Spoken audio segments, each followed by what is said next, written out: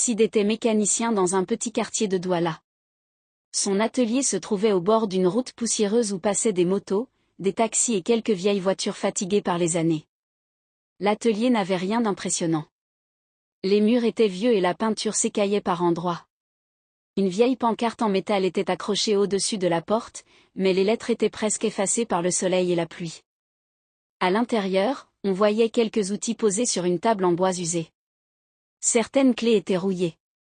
D'autres avaient déjà été réparées plusieurs fois. Sid travaillait là depuis des années. Mais ces derniers temps, les choses étaient devenues très difficiles. Les clients se faisaient rares. Parfois, une journée entière passait sans qu'aucune voiture ne s'arrête devant son atelier. Il arrivait même que Sid passe 2 semaines entières sans réparer une seule voiture. Dans ces moments-là, il restait simplement assis sur une vieille chaise en plastique, regardant les voitures passer dans la rue. Certaines ralentissaient un instant, puis continuaient leur route vers d'autres garages plus modernes. Malgré la difficulté de la vie, Sid n'avait jamais changé. Il n'essayait pas d'arnaquer les clients. Il ne mentait jamais sur les réparations. Et il demandait toujours un prix juste. Beaucoup de gens lui disaient souvent: avec ton honnêteté, tu resteras pauvre toute ta vie. Mais Sid répondait toujours la même chose: je préfère rester pauvre que devenir un homme malhonnête. Et ce que Sid ne savait pas encore, c'est que très bientôt, son honnêteté allait changer toute sa vie. Un soir, alors que le soleil commençait à se coucher sur la ville de Douala, Sid ferma doucement la porte de son petit atelier. La journée avait encore été mauvaise. Aucun client. Pas une seule voiture à réparer. Fatigué, il décida de rentrer chez lui à pied comme d'habitude. La route était calme.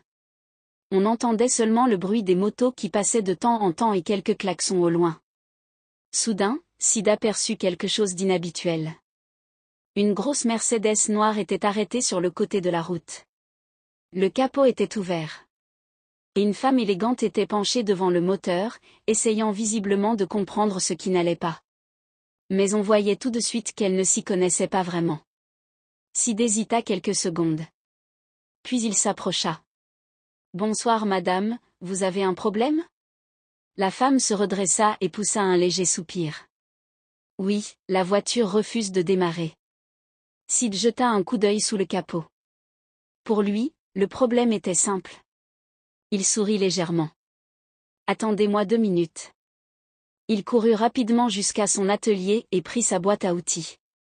Quelques minutes plus tard, après quelques manipulations et quelques coups de clé, le moteur de la Mercedes se mit à rugir doucement. La voiture venait de redémarrer. La femme afficha un grand sourire. « Merci beaucoup, vous m'avez vraiment sauvé la soirée. » Elle sortit son sac. « Combien je vous dois ?» Sid répondit calmement. « 50 000 francs. » La femme fouilla dans son sac. Puis elle releva la tête. « Oh, je n'ai pas d'argent sur moi. » Elle sortit son téléphone. « Donnez-moi votre numéro. Je vais vous faire un transfert. » Sid lui donna son numéro. Elle l'enregistra. Puis ils se saluèrent poliment.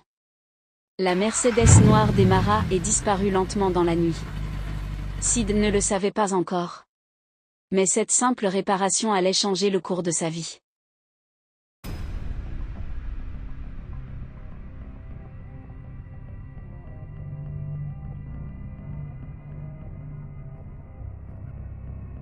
Le lendemain matin, Sid fut réveillé par la vibration de son téléphone posé sur la petite table à côté de son lit. Encore à moitié endormi, il prit l'appareil et regarda l'écran. C'était une notification de transfert d'argent.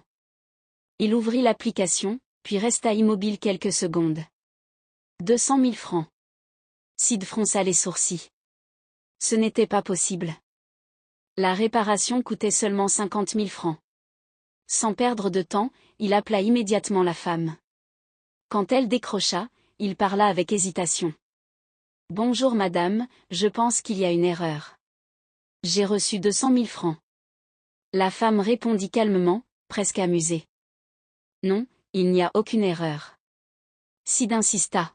« Mais c'est 4 fois le prix de la réparation. » Elle laissa échapper un léger rire. « Considérez simplement ça comme un